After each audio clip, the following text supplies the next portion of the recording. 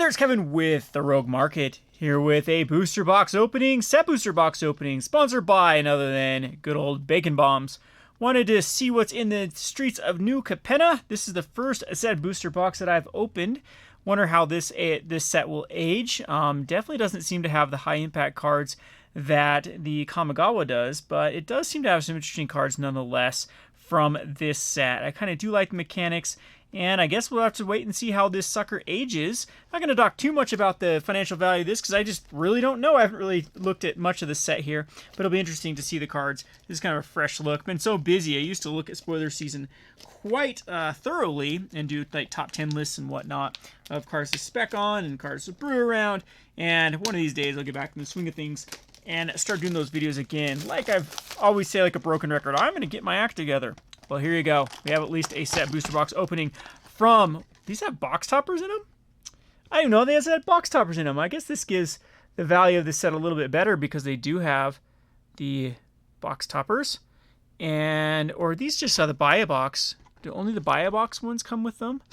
I am not sure if these are specialty boxes because these did come out of our allotment that's being sold for the pre-release. So, comment section. All of them have box toppers, or is this just a new one that has these suckers? Guess we'll have to wait and see. But this one's a Gala Greeters Alliance. Whenever another creature enters the battlefield under your control, choose one that hasn't been chosen this turn. Put a +1 counter on Gala Greeters. Create a tap treasure token or gain 2 life. So it's kind of like a Soul Sisters that only triggers once for gaining 2 life. Then a +1 counter, and then create a tapped treasure token. A tapped treasure token. Yeah, this card's actually going to be pretty good. It seems to be really good in Commander, as well as I'm certain this is going to be pretty decent in Standard as well. And so enters the battlefield under your control, choose one that has been chosen. So it can actually trigger on your opponent's turn as well. So it's actually taped to this thing here. I guess it shows all the different guilds that you can, or gangs. So not a bad box topper, Mr. Bomb. Mr. Bomb with the Bacons. And we'll go through these pretty thoroughly here. Another thing that, from financial value wise, we have to start keeping track of is set boosters. Set boosters now have cards from all the commanders, as well as things you could only exclusively get out of collector's editions. I believe you can now get them out of set boosters as well. So it gives another advantage over draft. So here's the age-old question: what's going to age better, draft boosters? Because people are inevitably going to be drafting these cards. So every day, for example, there's probably not every day, but every couple weeks, every GP, there's gonna be a Lorwyn box open and drafted. So it's gonna be one less Lorwyn draft booster box open and drafted because of that demand for drafting. Is that boosters gonna have that same demand that just slowly wheedles away the supply? But the financial is better in sets right now, mainly because the list is a little more better managed than before. They used to keep on a lot of dead cards. They still do keep on a lot of dead cards in the list, but they've added some pricey cards with this one. You can always go look at the cards they take away and add. Wizards of the Coast does publish that knowledge, or that information. Anyway, without further ado, let's just get cracking. All right, so first of all, we have of course the tokens here, and then the art card that is backwards here. So there is the beautiful art cards, and then a foil land. And we'll just kind of go through these a little bit quickly, as I don't want to spend a million years on this video. So then you have, of course, in the set boosters, you have cards that do work together. So this one is going to have a lot of red cards. And the involuntary employment, can control a creature and get a treasure. And then now we have the head turner slots from the set. So this one is going to have a showcase Rocco, Cabrita, or alternate art, whatever you want to call these suckers, as well as the Rakish Revelers. And I guess these ones work together. And our first rare is the Rabble Rousing with a hideaway. Whenever you attack with one or more creatures, create that many 1/1 green and white citizen tokens. Then if you control 10 or more creatures, you may pay the exiled card cost. Not a bad card whatsoever, because you're going to start to get a lot of citizen tokens off of this sucker. I wonder if tokens is actually going to want to play the sucker in the tokens, the Orzhov tokens lists. And a foil run out of town. So let's keep kind of the foils and stuff together for Mr. Bombs and see what we end up with. And you can get these shield tokens. And the art card is some fat guy some fat rabbit thingy looking thing, devil looking rabbit thing. I guess we can put tokens there. Art cards. Okay. And we got our first full art of the land. And again, we'll just kind of go through these kind of quicker. Man, these cards are actually slick, man. They're going everywhere. What is this one from the Japanese printer?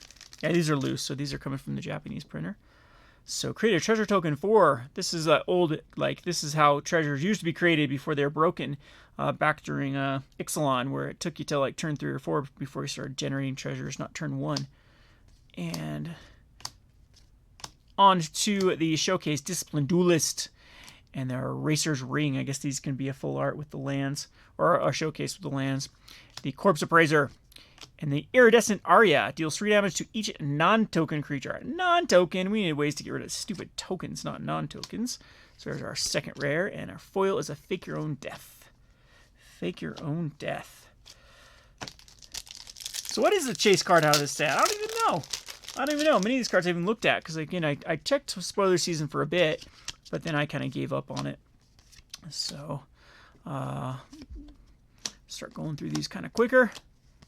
With the uncommon slots, we have the Botanical Plaza in that showcase art, the Maestro's Charm. This charm was actually pretty good. Some of the charms were lacklusters, but 5 damage. Each opponent losing 3 life, gain 3 life, and look at top 5 cards of their library. It's always going to be relevant. So that's what I like about the Maestro's Charm. There's always going to have a mode that you're going to either just filter through your deck, finish off your opponent with 3 life, gain 3 life, lose 3 life for 5 damage. That one's pretty good. We have the Unleash the Inferno, 7 damage to our creature or planeswalker. If it deals excess damage this way, destroy target artifact or enchantment opponent controls with lesser mana equal to the damage done. So often can be a twofer. And we also get our first foil rare, which is the Shakedown Heavy. Whenever it attacks, if any player may have, you draw a card. If they do, untap it and remove it from combat. But it's a 3 mana guy. Gets out pretty quickly. Hey, look it. We get the 3 rare pack. So this is the Otham Sigarda Outcast. So is this one of the only ones you can get out of the set boosters / collector's boosters? And so the Otham Sigarda Outcast has choose target creature card in your graveyard that was put there from the battlefield this turn and return to the battlefield tap. Friends Forever. You can have 2 commanders if both have Friends Forever.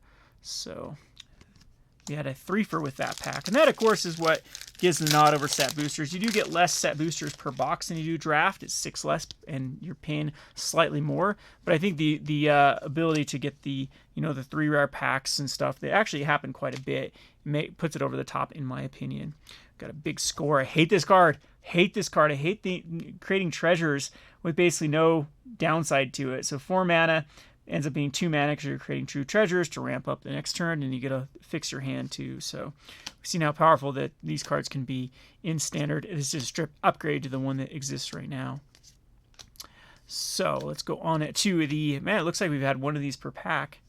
Wonder if that's going to hold true.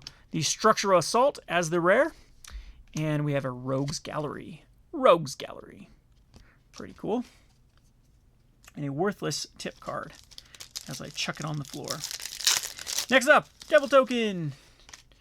Flip it over. The art card has to be flipped. And a basic. And go through these bad boys.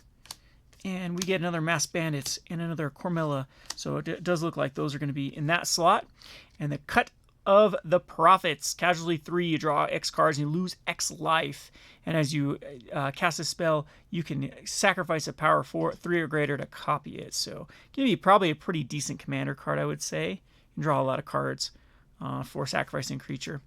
And a foil. So foil per pack in the set boosters too. I don't know if that gives it any advantage over the drafts. And we flip 2 cards here. There we go. There's our second full art. And Red Rum. Yep, so these suckers should be quite common then if they're going to be in every set booster in these slots, these uncommons. I guess this one's a rare though, so this is going to be another pack that has multiple rares. So we have the Evelyn the Covetous, enters the battlefield, or another vampire enters the battlefield, exile the top card of each player's library with a collection counter. Once each turn you may play a card from exile with a collect counter on it if it was exiled by an ability you controlled. and you may spend manas or any color. So this is like a Gaunty on crack. I guess it doesn't go through 4 cards, so it just goes to top card, but it works off vampires. So you get the Grixis colors. Works off vampires. Yeah, pretty neat. Pretty neat card. And we have the Void Rend. This spell can be countered and destroy target non-land permanent for 3 mana. You know, pretty decent. Non-land permanent Vindicate. Vindicate that can't be countered. Oh, yes. Yes, indeed. And the Sizzling Soloist as the foil. Next up, we have a foil full art. There we go. Beautiful foil full art. And let's kind of go through these a little bit quicker to the good stuff now. Yep, there's the outline. So this one only came with 1 in this slot. So I'm trying to figure out the how these things are set boosters are. So Sanguine Spy, Menace Lifelink 2/3, sacrifice another creature, look at top of your library, you may put that card in your graveyard, and be end step if there are 5 or more value among cards in your graveyard. You may pay 2 life to draw a card. Pretty good value card there for sure. And the Expendable Lackey. Alright, so get a basic land, make disappear. As 2 charms in a row, Broker's Charm and Maestro's Charm. So these aren't 1 per pack, but they do come pretty often. And we have the Extraction Specialist, lifelink 3/2, enters the battle for return target creature card with mana value 2 or less from your graveyard to the battlefield. Really, for just 3. That is very powerful. This is like Soul Sisters powerful in Modern. If Soul Sisters was viable again, but 3 mana, it gets lifelink. You get a 2 or less back from your graveyard to the battlefield. That creature can't attack or block for as long as you control Extraction Specialist. So in Standard, though, I mean, you just get your utility cards. You get like the card that puts a +1 encounter on creatures. And a lot of your 2-drops, yeah, I think that's pretty viable. And then when this dies, though, then it can attack or block. So, yeah. And then if you were to flicker this, then it could as well because it becomes a new instance of it. I don't know. I kind of like this card. Just the 3/2 lifelinker for 3 mana is pretty good. Hey, we get our commander card here with the Parrier, the Pulverizer. Look how dark this card is. It's not foil, is it? No, that is not foil. How come it like looks foil? That's foil. Right? No, that's not foil. That's foil. That is the worst foiling process I've ever seen. Wow. I can't even tell. Right? I don't know. I'll have to find a regular copy of this to see. It's got like this little shiny on the border, but it's so subtle. Like super subtle. Anyway, what does this guy do?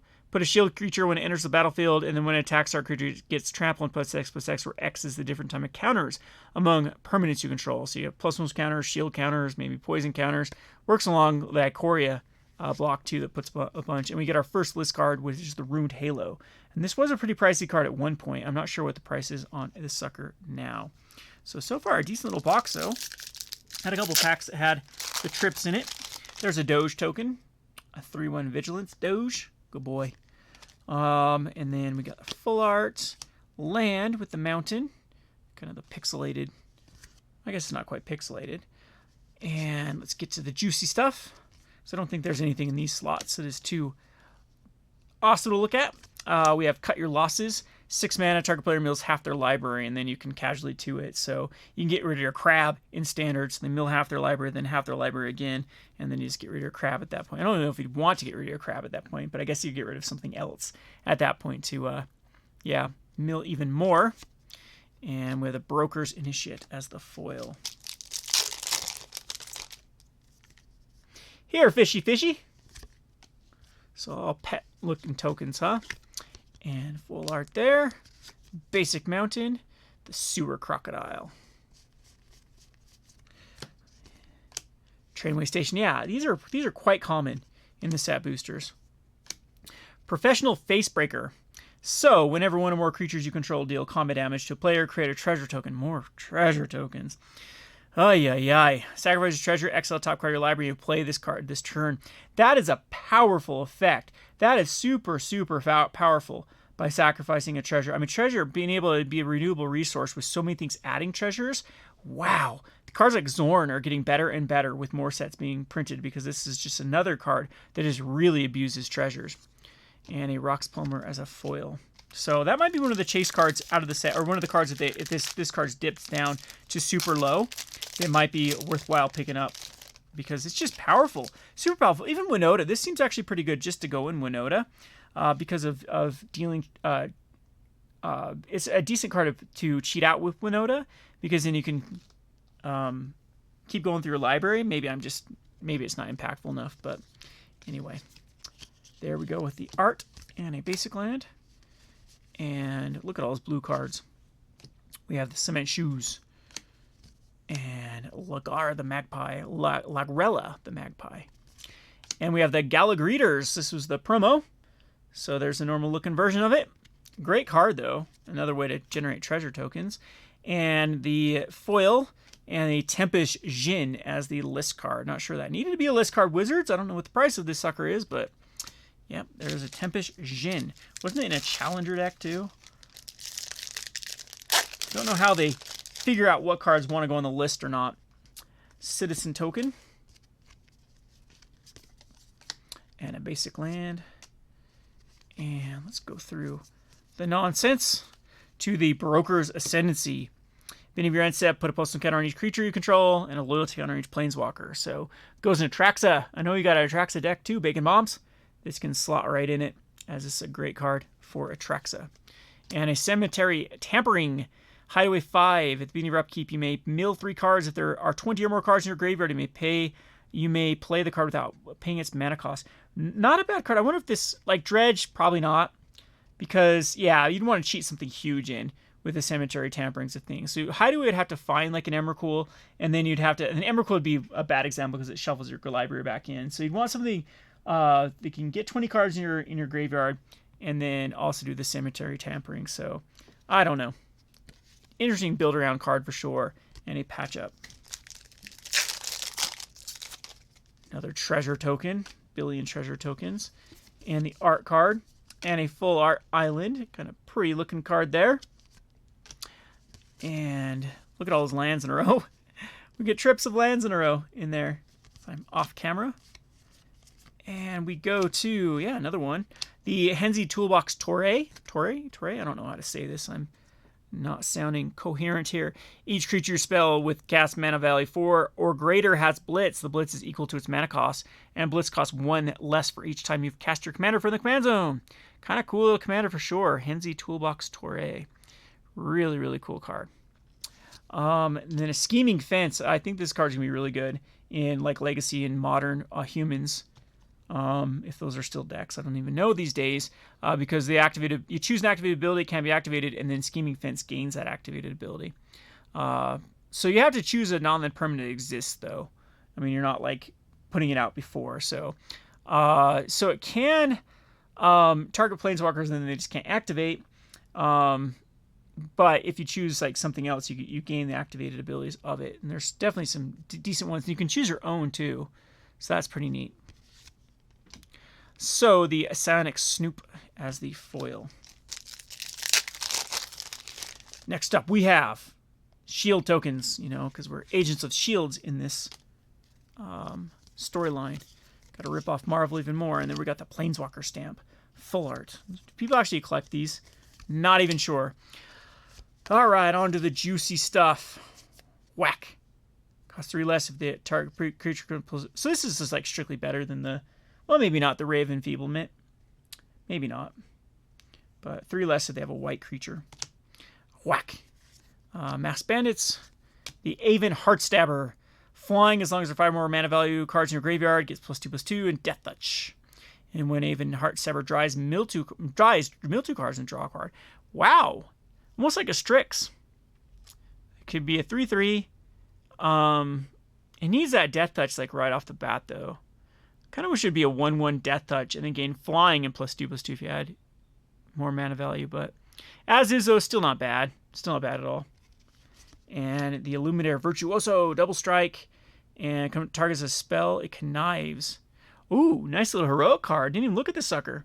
That's pretty good for heroic. Because it gets bigger. And it's double strike right off the bat. and helps you loot too. I mean, you don't want to be getting rid of lands, and you want to be getting rid of lands. Pretty cool. Next pack.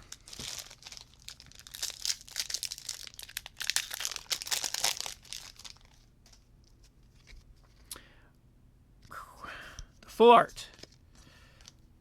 Plains. Okay. On to the charms and the revelers and the Roko. We have the sanction warden. Flying enters the battlefield with 2 shield counters. And whoever enters the battlefield or attacks, you remove a counter from a creature or planeswalker you control. If you do, draw a card and create a 1/1 green and white citizen creature token. So right off the bat, there's going to be a lot of like busted things you can do with the Sanction Warden by removing, +1 counters, -1/-1 counters, any like bad counters that can go on cards. This is a way to actually get rid of them, and then you actually can draw cards and create some stuff. So not a bad card whatsoever with the Sanctuary Warden. And we have a foil Lagarella the Magpie and a treasure token. So we had three list cards in this so far. No crazy expensive ones, I don't think. We have the Island. And back to the juicy stuff again. The Anhilo the Painter, Death Touch, the first instant sorcery spell you cast each turn has Casualty 2, which can definitely have some synergies. I wonder if Casualty 2, you can't even sacrifice the Painter with this, so kind of weird there. But I mean, still, it can give you the Casualty with copying instant sorceries can get really out of hand, as we've seen with take extra turn type stuff. And the Cabarati Ascendancy. When you keep a look at the top of your card of your library. If it's a creature or planeswalker card, you may reveal it and put it in your hand. If you don't, put the card on the bottom of your library. Decent little draw spell. And then we have the Take to the Streets and a tip card. So we have Forest of the regular variety. Evolving Door. Sacrifice a creature, count the colors of the sacrificed creature, and then search your library for each creature card with exactly that many colors +1. So it's a birthing pod. Wow. Okay, wait a second. Sacrifice a creature, count the... Oh, you still have to cast it. You still can cast exiled. Never mind. I'm like, this is just a crazy pod. So, sacrifice a creature, count the colors, then search your library for a creature card that's exactly that many colors +1. So it has to be that many. So you can go get a 2-color, then a 3-color, then possibly a 4-color. Yeah, that's a little bit tougher to do because it's got to have exactly that many colors. So then if you keep going down the chain, but it's great ways to turn just like 1 colors into 2 colors. Yeah, not bad. Cool brew around card for sure. And there is the Quick Draw Dagger, and we do have. So you take the slot of a token because this pack doesn't have a token in it. Sacrifice an artifact. Jorna Nightfall Alchemist deals 1 damage to target creature and goad that creature. Friends Forever. Are these like new to this? So it's like Friends Forever cards that go in here. Does this card actually exist before? The SLDR 344. What does that even mean? SLD. I don't know. I don't know what these are coming from. Jorna Nightfall Alchemist. Friends Forever. Got 2 of those in the set boosters. So we have the Swamp. And get to the juicy stuff. The Rigo Streetwise Mentor, Mr. Cat. Whenever you attack with a player or planeswalker with 1 or more creatures with power 1 or less, draw a card. And this can actually go in mono white because look, it's got hybrid. So kind of cool that it's mono white eligible. Wonder if mono white actually wants it. And a Eraser's Ring as the foil.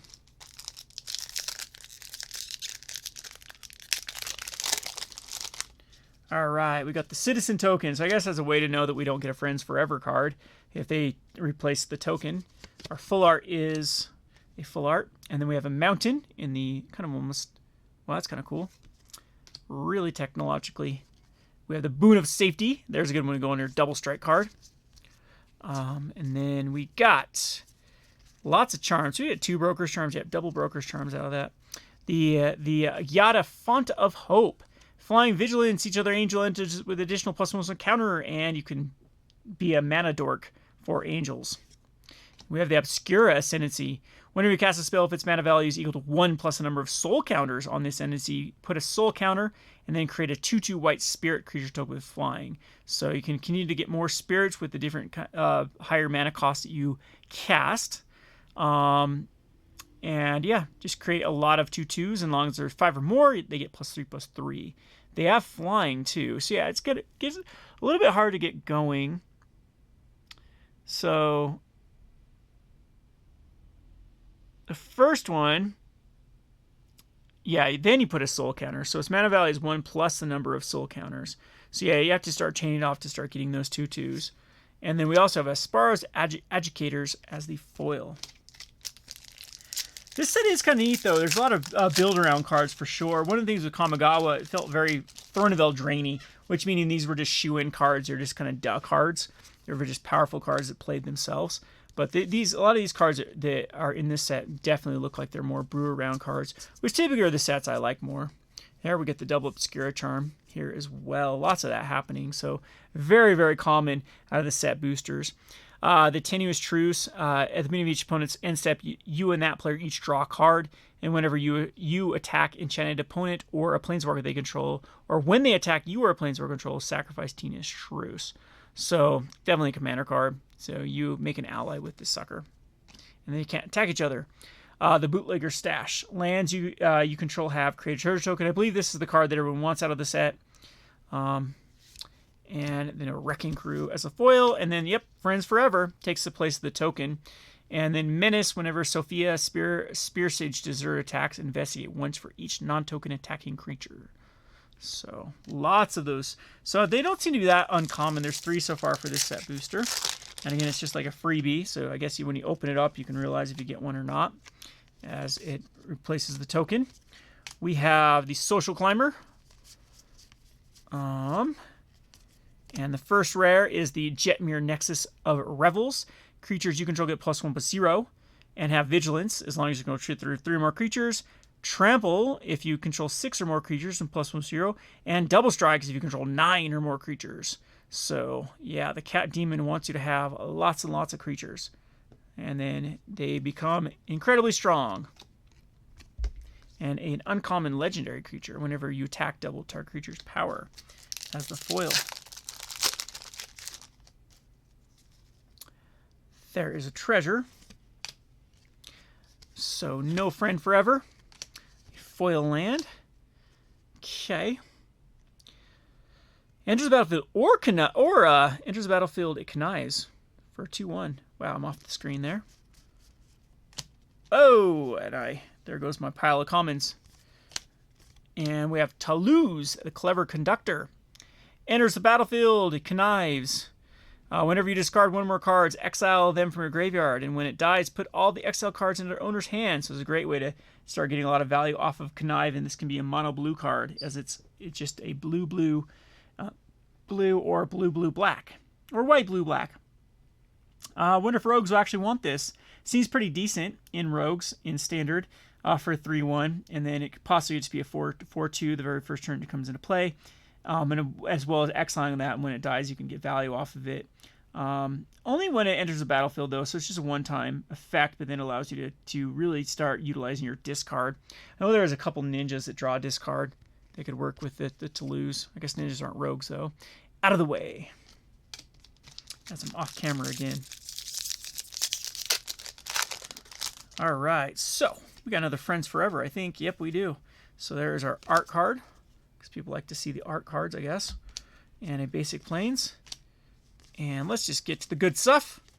We have the Swindler's Scheme. Whenever an opponent casts a spell from their hand, you may reveal the top of your library if it shares a card type.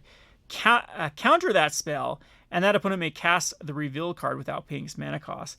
Well, that's pretty crazy. I mean, you can potentially counter some spells and wait a second. So whenever an opponent casts a spell from their hand, you may reveal the top card of your library. If it shares a card type with that spell, counter that spell, and the opponent may cast the revealed card. So they get to cast your card with this game. So I guess you have ways to like get back permanents you control or whatever. That could be kind of good with like Homeward Path. But yeah, kind of weird card to brew around for sure. Wiretapping. Hideaway 5. Whenever you draw your first card, during each of your draw steps, draw a card. Then if you have 9 or more cards in your hand, you may play the card. So it's going to take a while for the wiretapping, but then you get a card for free. So card drawing engine for sure, and then get some value. Strangle, which is what I want to do to Bacon Bomb sometimes, is strangle him, but thank you for sponsoring this video, my dude. 3 damage to target creature or planeswalker for 1 mana. Sorcery speed, though. 1 mana kind of bolt type card. Can't go to the face, though. And then we have the Croesus the Purger. So list cards also can be replaced with a token, huh? So Croesus the Purger. So it's our 4th list card. Few packs left. We have an Ogre Warrior, which is a self-portrait of Bacon Bomb. So if anyone wants to know what Bacon Bombs looks like, there you go. So no friends forever here. And we have a cat art and a foil mountain. Botanical Plaza. And the Endless Detour. The owner of target spell puts on the bottom or top of their library. 3 mana instant speed. And Rocco as the foil. Yep. Copy. Art card. Lots of foil lands in these slots. So far they're not curling, which is a good sign. And we have Angel of Suffering. 5 mana. If damage would be dealt to you, prevent that damage and mill twice that many cards. So, I mean, you can self-mill type strategy. Really good way to get it going. 5/3 flying for 5 mana, though. Nothing too special. And then Masked Bandits, which was the art card a couple times ago. Look, there you go. The art card with the art. Womp Womp tip card. As my floor, I keep missing the garbage can, so the janitor is going to hate me for all the art cards on the ground. We have a basic mountain. Demon's Due. The Rat Street Artist. Flash, Defender, Haste. Copy target spell you control that wasn't cast. You may choose new targets for the copy. So you have to copy copies, basically, is what I'm getting at. So not casting it. So yep, that's exactly how it works. Flash, Defender, Haste. Neat little card for sure. Case the Joint. Case the Joint, huh? Okay. 4 packs remaining. Good luck to you, Mr. Bacon. There's a citizen token as I think I just bent the art card. And another self-portrait of Bacon Bombs. And then we have... Ooh, there's a... Okay, this is cool coming up. I think this is their new little way of foiling stuff, or we'll see it here in a second with the borders, which is good that they're doing something besides stupid foils that warp. So we have the Ledger Shredder, the 1/3 flying. When you cast your second spell, it connives. This card can get big very, very quickly. Helps you also keep looting. I actually really like this card. I think it's powerful. And there we go. That is a cool new treatment, for sure, to the card. So this is a Toulouse Clever Conductor, and it enters battlefield with connives. We've already seen this one, right? Whenever you discard one or more cards, you have to exile them, and when it goes back to your hand. So that is actually pretty nifty. I'm not sure what this is called with this new like border foiling stuff, but this one's actually sweet. This is a neat looking card. I like the way it pops here. So far, it hasn't curled. Yeah, pretty cool looking card. So I wonder if these are going to be super rare because we got one in the set booster box so far. Got a Doge coming up. There's the art. Another foil. Geez, foil lands are more common than the regular lands in here. We have the Garden. That's the first one we've got, the first land. So, the Triome lands, and For the Family, and a Doge. And we got Mr. Rogue. That's me, self-portrait of me, Mr. Rogue. And, we already knew it's a art card there. We don't want the tokens. Basic land. And we have the Titan of Industry. That's another card that is pretty decent out of the set. Full art, Titan of Industry. Sweet. And a Giada, Font of Hope. So we've already seen this one in the other. And a Hostile Takeover. So a three rare pack again. And last pack. Let's knock it for good luck. And see what we come up with. Oh, it's a fish. It's a fish. It's a fish. Oh. That the last pack is not going to have a partner card or a list card or a partner card. All right. We have the other land. So second cycling land and a Syndicate Infiltrator foil.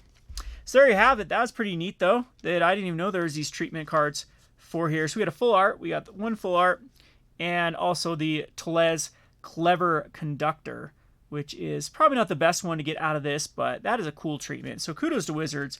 If it doesn't curl, that should be a pretty cool looking a series that they're running here. So awesome. Set booster boxes should be available to order to patrons shortly here. The price, I believe, is going to be around $90 to $95. That's cool. I don't know, again, if someone in the comment section let me know if these are just the ones that come out of this week or if these are all going to have buy boxes in them. If so, that's a nice little addition to these set boosters. Which again will give them a perk over draft boosters. Anyway, I hope you enjoyed this video. This has been Kevin with the Rogue Market. Appreciate Bacon Bombs for sponsoring this video. If you'd like to sponsor a video and you are a patron, let me know and I can definitely do a booster box opening on your behalf. Kevin with Gone Rogue Games, Rogue Deck Builder, Rogue Market. What channel are we on? Don't even know anymore. Thanks for watching.